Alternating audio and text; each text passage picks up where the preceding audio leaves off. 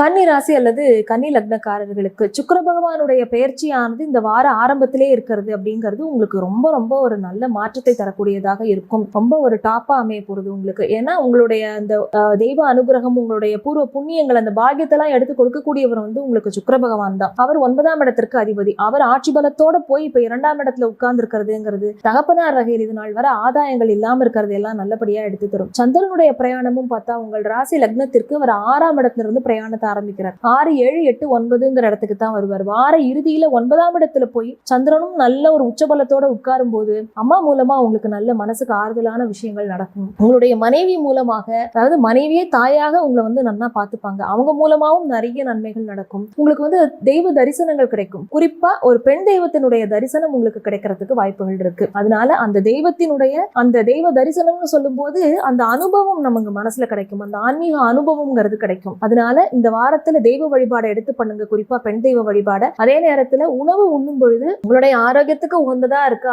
அது சம்பந்தமா உங்களுக்கு வயிற்றுல பிரச்சனை வராம இருக்கா அப்படிங்கறத கவனமா பார்த்து நீங்க எடுத்துக்கணும். அது போல மறைமுக எதிர்ப்புகள் நிறைய வரும் உங்களுக்கு.